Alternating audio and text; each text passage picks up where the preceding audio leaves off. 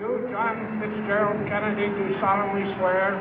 I, John Fitzgerald Kennedy, do solemnly swear. That you will faithfully execute the office of President of the United States. That I will faithfully execute the office of President of the United States. And will, to the best of your ability.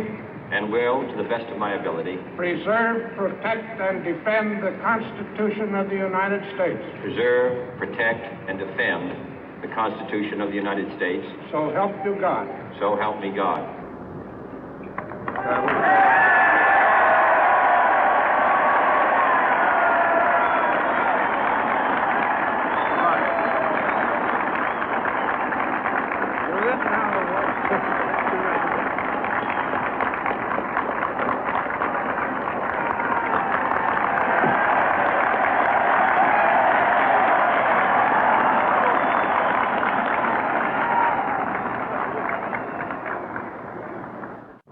Vice President Johnson, Mr. Speaker, Mr. Chief Justice, President Eisenhower, Vice President Nixon, President Truman, Reverend clergy, fellow citizens. We observe today not a victory of party, but a celebration of freedom, symbolizing an end as well as a beginning, signifying renewal as well as change. For I have sworn before you and Almighty God the same solemn oath our forebears prescribed nearly a century and 3/4 ago. The world is very different now, for man holds in his mortal hands the power to abolish all forms of human poverty and all forms of human life. And yet the same revolutionary beliefs for which our forebears fought are still at issue around the globe. The belief that the rights of man come not from the generosity of the state, but from the hand of God. We dare not forget today that we are the heirs of that first revolution. Let the word go forth from this time and place to friend and foe alike that the torch has been passed to a new generation of Americans born in this century, tempered by war, disciplined by a hard and bitter peace, proud of our ancient heritage, and unwilling to witness or permit the slow undoing of those human rights to which this nation has always been committed and to which we are committed today at home and around the world.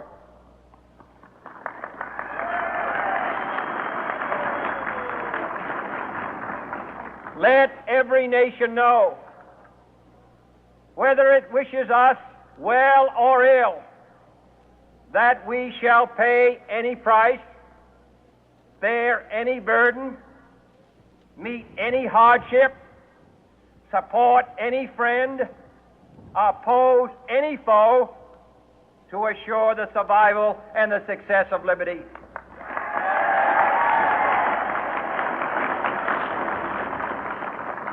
This much we pledge and more.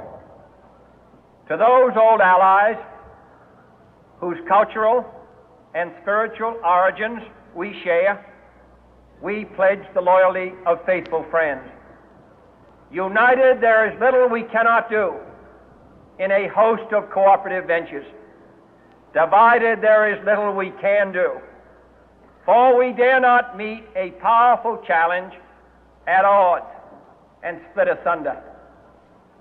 To those new states whom we welcome to the ranks of the free, we pledge our word that one form of colonial control shall not have passed away merely to be replaced by a far more iron tyranny.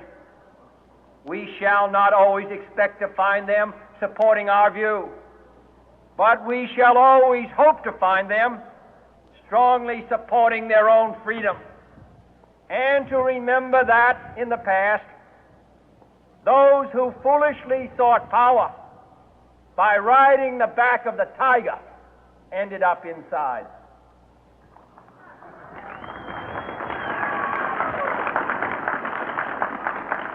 To those people in the huts and villages of half the globe struggling to break the bonds of mass misery, we pledge our best efforts to help them help themselves for whatever period is required, not because the communists may be doing it, not because we seek their votes, but because it is right. If a free society cannot help the many who are poor, it cannot save the few who are rich.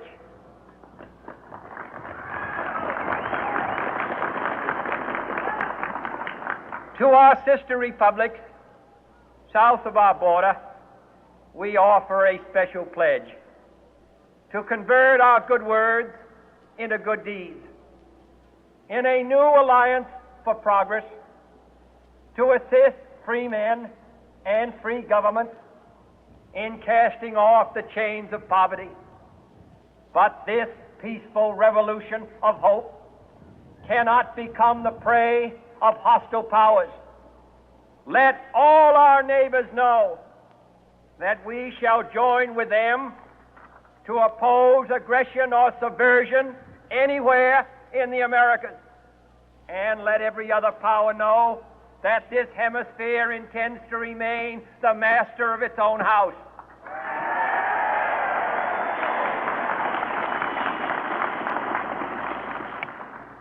To that World Assembly of Sovereign States, the United Nations, our last best hope, in an age where the instruments of war have far outpaced the instruments of peace, we renew our pledge of support to prevent it from becoming merely a forum for invective, to strengthen its shield of the new and the weak, and to enlarge the area in which its writ may run. Finally, to those nations who would make themselves our adversary, we offer not a pledge, but a request that both sides begin anew the quest for peace.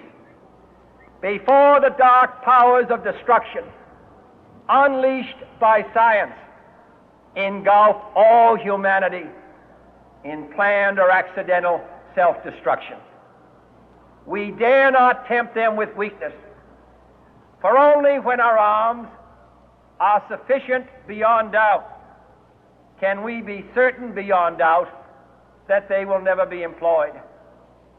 But neither can two great and powerful groups of nations take comfort from our present course, both sides overburdened by the cost of modern weapons, both rightly alarmed by the steady spread of the deadly atom, yet both racing to alter that uncertain balance of terror that stays the hand of mankind's final war. So let us begin anew, remembering on both sides that civility is not a sign of weakness, and sincerity is always subject to proof. Let us never negotiate out of fear, but let us never fear to negotiate.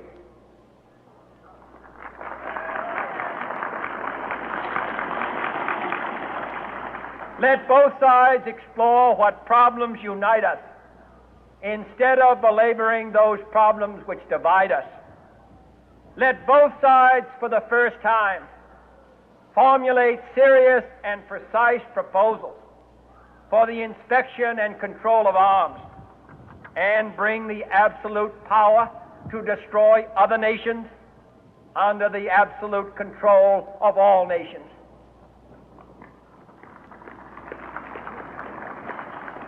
Let both sides seek to invoke the wonders of science instead of its terrors. Together, let us explore the stars, conquer the deserts, eradicate disease, tap the ocean depth, and encourage the arts and commerce. Let both sides unite to heed in all corners of the earth the command of Isaiah to undo the heavy burden and let the oppressed go free. And if a beachhead of cooperation may push back the jungle of suspicion, let both sides join in creating a new endeavor, not a new balance of power, but a new world of law, where the strong are just and the weak secure and the peace preserved. All this will not be finished in the first 100 days, nor will it be finished in the first 1,000 days, nor in the life of this administration, nor even perhaps in our lifetime on this planet. But let us begin.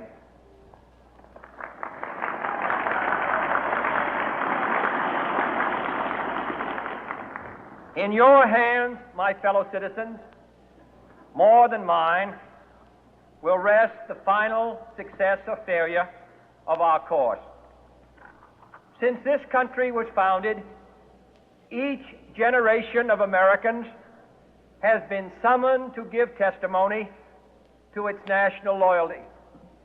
The graves of young Americans who answered the call to service surround the globe.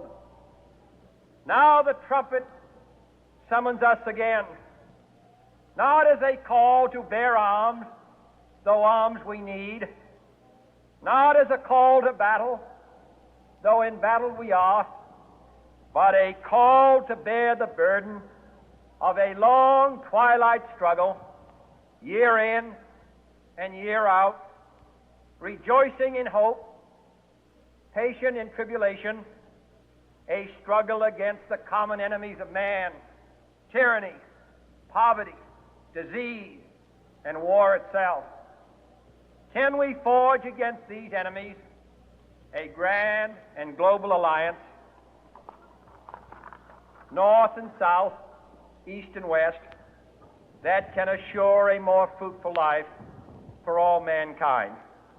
Will you join in that historic effort?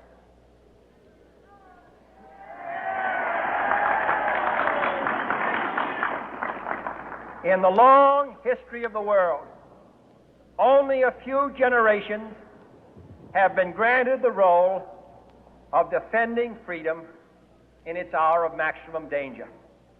I do not shrink from this responsibility. I welcome it.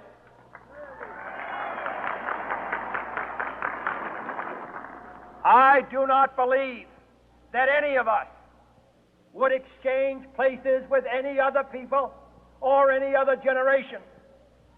The energy, the faith, the devotion which we bring to this endeavor will light our country and all who serve it. And the glow from that fire can truly light the world. And so, my fellow Americans, ask not what your country can do for you, ask what you can do for your country.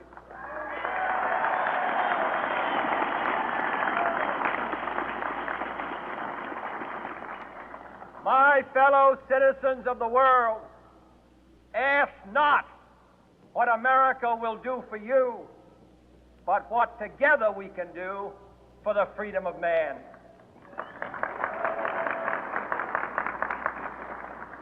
Finally, whether you are citizens of America or citizens of the world, ask of us here the same high standards of strength and sacrifice which we ask of you.